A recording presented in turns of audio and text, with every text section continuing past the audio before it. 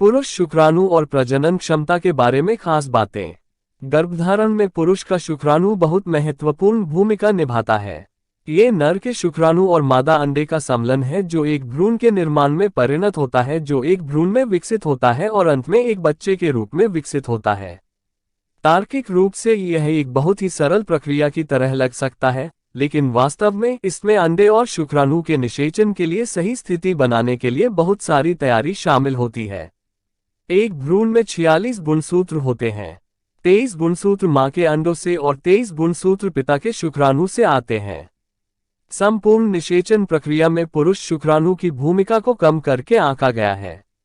ऐसा इसलिए हो सकता है क्योंकि मां ही गर्भवती होती है और गर्भावस्था और प्रसव से जुड़ी हर चीज मां द्वारा वहन की जाती है। लेकिन सच तो यह है कि गर्भधारण में शुक्राणु भी उतनी ही महत्वपूर्ण भूमिका निभाते हैं। उसके बाद बाकी काम मां कर सकती है। पुरुष शुक्राणु के बारे में कई ऐसी बातें हैं जिनके बारे में कम ही लोग जानते हैं। आइए अब शुक्राणु के बारे में कुछ रोचक बातें जानेंगे। स्वस्थ शुक्राणु के लिए अच्छा भोजन। एक आदमी जो खाना खाता है उसका असर उसके शुक्राणु की गुणवत्ता पर पड़ता है। यह आपके शुक्राणुओं की संख्या और शुक्राणु की गुणवत्ता में सुधार करने का एक शानदार तरीका है। जो पुरुष सैल्मन, कॉड और उच्च ओमेगा 3 सामग्री वाली अन्य मछलियां खाते हैं उनके शुक्राणु अच्छे आकार के होते हैं। DHA स्तर में वृद्धि जो ओमेगा 3 में पाया जाता है शुक्राणु आकृति विज्ञान यानी शुक्राणु का आकार के लिए अच्छा है। ये शुक्राणु गतिशीलता गति क्षमता के लिए भी अच्छा है। जो पुरुष ओमेगा 3 से भरपूर मछली खाते हैं उनमें शुक्राणु अधिक सक्रिय होते हैं और उनकी पूंछ की गति बेहतर होती है, जिसका अर्थ है कि तैराकी की क्षमता बेहतर होती है। कुछ खाद्य पदार्थ शुक्राणु एकाग्रता में सुधार करते हैं और कुछ अन्य शुक्राणु की मात्रा में सुधार करते हैं। पुरुष प्रजनन क्षमता के लिए अच्छे खाद्य पदार्थों पर थोड़ा सा अध्ययन आपको उन चीजों की एक सूची देगा जिन्हें आपको दैनिक आधार पर अपने आहार में शामिल करना चाहिए। जस्ता की उच्च मात्रा के कारण सीप को पुरुष प्रजनन क्षमता को बढ़ाने के लिए विशेष रूप से अच्छा माना जाता है। विटामिन सी शुक्राणु के DNA को क्षतिग्रस्त होने से बचाने में महत्वपूर्ण भूमिका निभाता है। खराब DNA से गर्भपात और गुणसूत्र संबंधी असामान्यताएं होती हैं। ताजे फल शुक्राणुओं को तेज और फुर्तीला तैराक बनाते हैं जबकि साबुत अनाज शुक्राणुओं की संख्या बढ़ाते हैं। फिर ऐसे खाद्य पदार्थ हैं जो आपके लिए अच्छे नहीं हैं। ऐसे खाद्य पदार्थ जो शुक्राणु की गुणवत्ता और शुक्राणु एकाग्रता को प्रभावित करते हैं जैसे कॉफी और प्रसंस्कृत मांस। कोल्ड ड्रिंक के साथ साथ जंक फूड से आदर्श रूप से बचना चाहिए। शुक्राणु को सक्रिय और स्वस्थ रहने के लिए पुरुष को नियमित रूप से सेक्स करना जरूरी है। जो पुरुष नियमित रूप से सेक्स नहीं करते उनके शुक्राणु सुस्त और निष्क्रिय हो जाते हैं। यदि ये शुक्राणु गर्भाशय ग्रीवा में जमा हो जाते हैं तो अंडे को निषेचित करने के लिए उनके फैलोपियन ट्यूब में जाने की संभावना काफी अकल्पनीय है। इसलिए यदि कोई जोड़ा गर्भवती होना चाहता है तो केवल उपजाऊ दिनों में यौन संबंध बनाने का कोई मतलब नहीं है, इससे ज्यादा मदद नहीं मिलेगी। शुक्राणु को सक्रिय रखने के लिए पूरे महीने सेक्स करें ताकि जब अंडे को निषेचित करने का समय हो तो वे ऊर्जावान हो और निषेचन के लिए अंडे को ढूंढ सकें। नियमित सेक्स करने से शुक्राणु के आकार में भी सुधार होता है। सेक्स की कमी और नियमित रूप से स्खलन न होने के कारण ऑक्सीडेटिव तनाव हो सकता है। यह एक ऐसी स्थिति है जो वीर्य के लंबे समय तक शरीर में रहने और जल्दी बाहर न निकलने के कारण होती है ताकि ताज़ा वीर्य का उत्पादन किया जा सके। वीर्य में विषाक्त पदार्थ बनने की संभावना अधिक होती है जो शुक्राणु की गुणवत्ता को प्रभावित कर सकता है। सरल शब्दों में कहें तो आपका वीर्य बासी हो जाता है जो शुक्राणु स्वास्थ्य के लिए अच्छा नहीं है। जब आप नियमित रूप से स्खलन करते हैं तो ताज़ा वीर्य उत्पन्न होता है। वायरलेस तकनीक के नकारात्मक प्रभाव। शुक्राणु पर वायरलेस तकनीक के प्रभाव के संबंध में कई अध्ययन हुए हैं, न केवल मोबाइल हैंडसेट से जो लगातार वायरलेस सिग्नल प्राप्त और प्रसारित कर रहे हैं, बल्कि नोटपैड और टैबलेट से भी हैं जो अब वायरलेस तकनीक पर स्वतंत्र रूप से काम कर रहे हैं। पेल्विक क्षेत्र के आसपास जेब में मोबाइल फोन रखने के बारे में कई चेतावनियां दी गई हैं क्योंकि यह शुक्राणु की गुणवत्ता को नुकसान पहुंचाकर प्रजनन क्षमता को प्रभावित कर सकता है। विद्युत चुंबकीय तरंगें शरीर में हानिकारक मुक्त कणों के निर्माण का कारण बनती हैं, जो बदले में ऑक्सीडेटिव क्षति का कारण बनती हैं। शुक्राणु कई तरह से प्रभावित हो सकते हैं। सबसे आम है शुक्राणु की गतिहीनता, जहां शुक्राणु एक लकवाग्रस्त संरचना की तरह हो जाते हैं और हिलने डुलने में असमर्थ हो जाते हैं। विद्युत चुंबकीय या तरंगे डीएनए संरचना और शुक्राणु की अखंडता को भी प्रभावित करती हैं। इससे गर्भपात या गुणसूत्र संबंधी असामान्यताएं हो सकती हैं, जिसके परिणामस्वरूप गर्भावस्था विफल हो सकती है। विद्युत चुंबकीय तरंगों से शुक्राणु क्षति के लिए उपायों में लैपटॉप को गोद में रखकर काम नहीं करना शामिल है। एक आदमी अपने लिए बहुत अच्छा करेगा यदि वह अपने फोन को अपने शरीर से दूर रखे, न कि अपने शरीर से। जननांग क्षेत्र को गर्म होने से बचाने के लिए लैपटॉप को गोद की बजाय टेबल पर रखने की सलाह दी जाती है। शुक्राणु बहुत छोटी चीजें हैं और प्राकृतिक रूप से मानव आंखों को दिखाई नहीं देते हैं। शुक्राणु के आकार के अनुपात में गर्भाशय ग्रीवा से फैलोपियन ट्यूब तक की यात्रा असाधारण रूप से लंबी होती है। इस लंबी यात्रा के लिए एक शुक्राणु को पूरे जोश में तैरना जारी रखने के लिए ऊर्जा की अच्छी वृद्धि की आवश्यकता होती है। प्रोजेस्टेरोन एक महिला हार्मोन है जो ओव्यूलेशन के बाद अंडाशय द्वारा जारी किया जाता है। जब शुक्राणु को कुछ प्रोजेस्टेरोन का सामना करना पड़ता है तो उसे ऊर्जा का अच्छा बढ़ावा मिलता है। एक बार जब शुक्राणु को अंडा मिल जाता है तो वे बाहरी आवरण पर अपनी पूंछ मारते हैं, जिससे इसे कमजोर करने में मदद मिलती है और शुक्राणु अपने सिर के साथ अंडे में प्रवेश करने में सक्षम हो जाता है। अतिशक्तिशाली शुक्राणु शुक्राणु को इस तरह से डिजाइन किया गया है कि उसमें महाशक्ति हो। जब शुक्राणु फैलोपियन ट्यूब में अंडे से मिलता है तो यह अपने सिर से एक रोसोम नामक एंजाइम छोड़ता है। यह एंजाइम अंडे के बाहरी आवरण को घुलने और कमजोर करने में मदद करता है और शुक्राणु अंडे के अंदर रेंगने में सक्षम होता है। अंडे की प्लाज्मा झिल्ली शुक्राणु के प्लाज्मा के साथ विलीन हो जाती है और उसी समय शुक्राणु अपनी पूंछ को अलग कर लेता है। अंडे और शुक्राणु के सम्मिलन से भ्रूण बनता है और एक नए जीवन का जन्म होता है। शुक्राणु के लिए अंगरक्षक जब शुक्राणु वृषण में होते हैं तो उन पर विभिन्न मुक्त कणों और अन्य चीजों से हमला होने का खतरा होता है। शुक्राणु में केवल 23 गुणसूत्र होते हैं और इसलिए शरीर में प्रतिरक्षा प्रणाली भी इसे अलग तरह से देखती है। कभी कभी शुक्राणु पर प्रतिरक्षा प्रणाली द्वारा हमला होने का खतरा हो सकता है, क्योंकि यह शुक्राणु को उनकी अलग डीएनए संरचना के साथ शरीर का हिस्सा नहीं मानता है। शुक्राणुओं की सुरक्षा के लिए विशेष अंगरक्षक होते हैं जो सुरक्षात्मक कोशिकाएं होती हैं। ये कोशिकाएं वृषण में शुक्राणु के लिए एक सुरक्षात्मक अवरोध पैदा करती हैं ताकि उन पर प्रतिरक्षा प्रणाली और अन्य पदार्थों द्वारा हमला होने से रोका जा सके। शुक्राणु कई दिनों तक जीवित रह सकते हैं। एक बार शुक्राणु स्खलित हो जाने के बाद वे एक महिला के शरीर के अंदर 5 दिनों तक जीवित रह सकते हैं। आमतौर पर शुक्राणु लगभग 2 दिनों तक जीवित रहते हैं, लेकिन उनमें से कुछ सही परिस्थितियों में 5 दिनों तक भी जीवित रह सकते हैं। कृत्रिम गर्भाधान जैसे प्रजनन उपचार के लिए आईयूआई प्रक्रिया ओव्यूलेशन से 5 दिन पहले की जाती है, जिससे शुक्राणु को फैलोपियन ट्यूब तक जाने के लिए पर्याप्त समय मिलता है और साथ ही यह उम्मीद की जाती है कि शुक्राणु ओव्यूलेशन होने तक 5 दिनों तक जीवित रहेगा। शुक्राणु को ठंडा रखें। ठंडे तापमान में शुक्राणु बेहतर रहते हैं। अंडकोश आमतौर पर शरीर के बाकी तापमान की तुलना में लगभग 7 डिग्री ठंडे होते हैं। स्वस्थ शुक्राणु के लिए ये सुनिश्चित करना बेहतर है कि अंडकोश ठंडे रहें।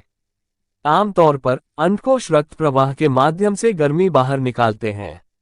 यदि पुरुष चाहते हैं कि उनके शुक्राणु स्वस्थ रहें तो उन्हें हॉट टब और सौना से बचना चाहिए। गर्म सतहों पर बैठने और भट्टियों जैसे गर्म वातावरण में लंबे समय तक रहने से बचें। ईंट भट्टों और विनिर्माण उद्योगों की भट्टियों में काम करने वाले पुरुषों में खराब गुणवत्ता वाले शुक्राणु से पीड़ित होने की अधिक संभावना होती है। कुछ देशों में पुरुष गर्भनिरोधक के रूप में अपने अंडकोश को 43 डिग्री सेल्सियस से ऊपर गर्म करते हैं। यह उनके शुक्राणुओं को नुकसान पहुंचाता है और उन्हें महिला को गर्भवती करने से रोकता है। पुरुषों को ये सुनिश्चित करने की जरूरत है कि वे बहुत तंग कच्छा न पहने, क्योंकि इससे अंडकोश के आसपास हवा का संचार नहीं हो पाता है जो उन्हें ठंडा रखने के लिए आवश्यक है। जहां प्रजनन क्षमता का सवाल है वहां कच्छा की तुलना में ढीले शॉर्ट्स बेहतर विकल्प हैं। जो पुरुष टाइट जीन्स के ऊपर ढीली पतलून पहनते हैं वे अपनी प्रजनन क्षमता की रक्षा करते हैं। नकारात्मक जीवन शैली की आदतें शुक्राणु को खराब करती हैं। सिगरेट पीना शुक्राणुओं के लिए हानिकारक होता है। ये खराब शुक्राणु आकृति विज्ञान का कारण बनता है। इसका मतलब है कि निकोटीन के सेवन से आपके शुक्राणु विकृत हो जाते हैं और उनका आकार असामान्य हो जाता है। मारिजुआना धूम्रपान करना भी उतना ही बुरा है क्योंकि टीएचसी शरीर में प्रजनन क्षमता से संबंधित हार्मोनल असंतुलन को बाधित कर सकता है और साथ ही असामान्य आकार के शुक्राणु का कारण बन सकता है। शुक्राणु के आकार की असामान्यता का मतलब शुक्राणु के लिए विकृत सिर का आकार, टेढ़ी पूंछ, दोहरी पूंछ, छोटी पूंछ और अन्य अजीब विकृत आकार हो सकता है। इन असामान्य शुक्राणुओं की गति विकृत मनुष्य के समान ही खराब होती है। शराब और कॉफी पीने से शुक्राणु की सघनता कम हो जाती है और शुक्राणु में गुणसूत्र संबंधी असामान्यताएं भी हो सकती हैं। जीवन शैली की ये नकारात्मक आदतें जन्म दोषों के साथ पैदा होने वाले बच्चे के जोखिम को बढ़ाती हैं। मोटे लोगों में सुस्त शुक्राणु। शुक्राणु आपके व्यवहार पैटर्न पर प्रतिक्रिया करते हैं। जहां मोटे लोग अपनी चाल में सुस्त हो सकते हैं, वहीं मोटे लोगों के शुक्राणु भी अपनी चाल में सुस्त होते हैं। ये देखा गया है कि जो लोग सक्रिय होते हैं उनके शुक्राणु सक्रिय होते हैं, जबकि जो लोग आलसी होते हैं उनके शुक्राणु ऐसे ही आलसी व्यवहार करते हैं। आपका शुक्राणु वैसा ही व्यवहार करता है जैसा आप करते हैं। इसलिए यदि आप सक्रिय शुक्राणु चाहते हैं तो सक्रिय हो जाए। एक सफल गर्भावस्था के लिए आपको सक्रिय शुक्राणु की आवश्यकता होती है। शुक्राणु जीवन काल। पुरुष शरीर लगातार नए शुक्राणु का उत्पादन कर रहा है। पुरुष एक महीने में लगभग 12 अरब शुक्राणु पैदा करते हैं। जिन पुरुषों के शुक्राणु खराब गुणवत्ता वाले हैं, वे अपनी जीवनशैली को साफ करके और स्वस्थ आहार अपनाकर कुछ ही महीनों में अपने शुक्राणु की गुणवत्ता में सुधार कर सकते हैं। शुक्राणु के उत्पादन से लेकर उसके परिपक्व होने तक आमतौर पर 75 से 90 दिन का कारोबार होता है। तो हर 90 दिन में आपके पास नया शुक्राणु होता है। यदि आप 90 दिनों से अधिक समय से स्वस्थ दिनचर्या अपना रहे हैं, तो आप निश्चिंत हो सकते हैं कि आपके शुक्राणु की गुणवत्ता में भी सुधार हुआ है। शुक्राणु के लिए सब्जियां पर्याप्त नहीं हैं। शाकाहारी पुरुषों में मांस खाने वालों की तुलना में खराब गुणवत्ता वाले शुक्राणु पाए गए हैं। कुछ शोध से पता चलता है कि जहां शाकाहारी आदमी के केवल 1/3 शुक्राणु सक्रिय होते हैं, वहीं मांस खाने वाले के लगभग 60% शुक्राणु सक्रिय होते हैं। मांस में प्रोटीन और कुछ अन्य पदार्थ असाधारण रूप से उच्च मात्रा में होते हैं जो शुक्राणु की गुणवत्ता के लिए अच्छे होते हैं। मछली में ओमेगा 3 होता है। शंख, विशेष रूप से सीप, जिंक में उच्च होते हैं और शुक्राणु उत्पादन के लिए वास्तव में अच्छे होते हैं। उम्र के साथ शुक्राणु की गुणवत्ता में गिरावट। यद्यपि पुरुष का शुक्राणु महिला के अंडे की तरह नहीं होता है, जिसकी उम्र के साथ गिरावट की कोई निश्चित समय सीमा होती है। जैसे जैसे पुरुष की उम्र बढ़ती है, उसके शुक्राणु की गुणवत्ता खराब होती जाती है। इसका मतलब यह नहीं है कि 80 साल का व्यक्ति बच्चे का पिता नहीं बन सकता, लेकिन हो सकता है कि उसका शुक्राणु किसी युवा पुरुष जितना शक्तिशाली न हो। पुरुषों के लिए अपनी प्रजनन क्षमता पूरी तरह से खोने का कोई निश्चित समय नहीं है। अक्सर उम्र बढ़ने के साथ पुरुष स्तंभन दोष से पीड़ित होते हैं, जो शुक्राणु की गुणवत्ता में गिरावट की तुलना में उनकी प्रजनन क्षमता को जल्द ही बाधित कर देता है। एंटीडिप्रेसेंट से शुक्राणु डीएनए को नुकसान। एंटीडिप्रेसेंट शुक्राणुओं पर बहुत नकारात्मक प्रभाव डाल सकते हैं। जो पुरुष अवसादरोधी दवाएं ले रहे हैं, वे न केवल अवसाद के कारण अपने शुक्राणु को नुकसान पहुंचा रहे हैं, बल्कि इसके अलावा दवा शुक्राणु को पूरी तरह से बर्बाद कर रही है। कुछ अवसादरोधी दवाएं दूसरों की तुलना में शुक्राणु के लिए अधिक हानिकारक होती हैं। कई मामलों में अवसादरोधी दवाओं ने शुक्राणु की डीएनए संरचना को नुकसान पहुंचाया है। इन क्षतिग्रस्त शुक्राणुओं के साथ गर्भावस्था से आनुवंशिक असामान्यताएं और जन्म दोष हो सकते हैं। खराब गुणवत्ता वाले शुक्राणु से निपटना। पुरुषों की प्रजनन क्षमता शुक्राणु और उसकी गुणवत्ता पर निर्भर करती है। जो जोड़े बच्चे पैदा करने के लिए संघर्ष कर रहे हैं, वे अक्सर ऐसे बिंदु पर आते हैं जहां ये जांचने के लिए वीर्य विश्लेषण परीक्षण किया जाता है कि पुरुष शुक्राणु प्रजनन क्षमता की आवश्यकता से मेल खाता है या नहीं। ऐसे कई क्षेत्र हैं जिनमें शुक्राणु की कमी हो सकती है। आकार, आगे की दिशा में चलने और तैरने की क्षमता कुछ महत्वपूर्ण मानदंड हैं जिनके आधार पर शुक्राणु का मूल्यांकन किया जाता है। प्रजनन क्षेत्र में चिकित्सा विज्ञान में प्रगति ने डॉक्टरों को गर्भधारण के तरीके में हेरफेर करने और उन क्षेत्रों में सहायता प्रदान करने में सक्षम बनाया है जहां अंडाणु और शुक्राणु अपना काम पूरा करने के लिए संघर्ष कर रहे हैं। विज्ञान महिला के अंडे और पुरुष के शुक्राणु को एक कांच के बर्तन में निषेचित करने और फिर उसे प्राकृतिक रूप से विकसित होने के लिए महिला के गर्भ में वापस रखने की हद तक पहुंच गया है। खराब शुक्राणु गुणवत्ता वाले भ्रूणों को गर्भधारण करने और जैविक बच्चा पैदा करने में मदद करने के कई तरीके हैं। मेडिकवर जैसे फर्टिलिटी क्लिनिक विभिन्न समस्याओं के समाधान के लिए विभिन्न उन्नत प्रजनन उपचार तकनीकों का उपयोग करते हैं। पिछले दशक में प्रजनन क्षमता में काफी प्रगति हुई है और हर दिन भ्रूणों को गर्भवती होने में मदद करने के तरीकों की नई खोज हो रही है। भारत में मेडिकवर फर्टिलिटी क्लिनिक उच्च गुणवत्ता वाली प्रजनन सेवा प्रदान करते हैं जो अंतर्राष्ट्रीय मानक की है। मेडिकवर निराश लोगों के लिए सफल गर्भावस्था सुनिश्चित करने के लिए उन्नत प्रौद्योगिकी प्रजनन उपचार का उपयोग करता है। मेडिकवर बहुत उच्च सफलता दर वाला एक प्रतिष्ठित प्रजनन क्लिनिक है। कई जोड़े जो गर्भधारण करने में सक्षम नहीं हैं या असफल उपचारों के कारण अन्य प्रजनन क्षमता में खराब अनुभव रखते हैं, वे मेडिकवर में सांत्वना और सफल उपचार चाहते हैं। मेडिकवर दंपतियों को बेबी प्लान प्रदान करता है। बेबी प्लान उपचार के चरणों का एक खाका है और जिस तरीके से डॉक्टर प्रजनन उपचार की सफलता की दिशा में काम करेंगे। इसमें रोगी दवा और उपचार के प्रति कैसी प्रतिक्रिया करता है उसके आधार पर विभिन्न चरण शामिल हैं। वैकल्पिक उपचार विकल्पों को बेबी प्लान में शामिल किया जा सकता है। बेबी प्लान की अवधारणा उपचार के अंत में मेडिकवर बच्चे के साथ घर जाना है। मेडिकवर दुनिया भर में हर 3 घंटे में एक बच्चे को जन्म देता है। ये सफलता दर है जिसे वे गर्व के साथ रखते हैं। मेडिकवर फर्टिलिटी क्लिनिक में आने वाले प्रत्येक जोड़े की सबसे गहरी इच्छा किसी भी कीमत पर बच्चा पैदा करना है। मेडिकवर की मेडिकल टीम ने इस इच्छा को वास्तविकता में बदलने के लिए अपना सर्वश्रेष्ठ प्रयास किया। कुछ अक्सर पूछे जाने वाले प्रश्न। मैं एक विनिर्माण इकाई में काम करता हूं जहां तापमान काफी अधिक हो सकता है। मेरी हाल ही में शादी हुई है। क्या मेरी नौकरी मेरी प्रजनन क्षमता को प्रभावित करेगी? उत्तर: अपने शुक्राणु की गुणवत्ता की जांच के लिए वीर्य विश्लेषण परीक्षण कराएं।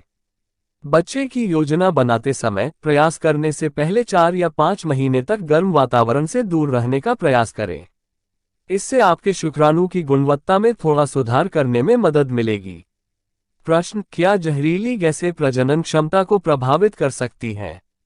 मैं एक फैक्ट्री में काम करता हूं जहां हम बहुत सारे रसायनों का उपयोग करते हैं। उत्तर: जहरीली गैसें शुक्राणु की गुणवत्ता को प्रभावित करती हैं और आपके शुक्राणु की डीएनए संरचना को भी प्रभावित कर सकती हैं। प्रश्न: मैं व्यक्तिगत समस्याओं के कारण 5 वर्षों से अवसादरोधी दवा ले रहा था और हाल ही में मेरी शादी हुई है। क्या मेरे लिए बच्चा पैदा करना सुरक्षित है? उत्तर: सुनिश्चित करें कि आप बच्चे की योजना बनाने से पहले कम से कम 1 वर्ष के लिए अवसादरोधी दवाएं न लें। प्रश्न: क्या दर्द निवारक दवाएं लेने से मेरे शुक्राणु प्रभावित हो सकते हैं? उत्तर: हाँ, सभी डॉक्टर के पर्चे पर मिलने वाली दवाओं के दुष्प्रभाव होते हैं और उनमें से कई शुक्राणु की गुणवत्ता को प्रभावित करते हैं। बच्चे के लिए प्रयास करने से पहले अपने शुक्राणु की गुणवत्ता की जांच करने के लिए वीर्य विश्लेषण परीक्षण कराने की सलाह दी जाती है। चैनल को लाइक और सब्सक्राइब कीजिए।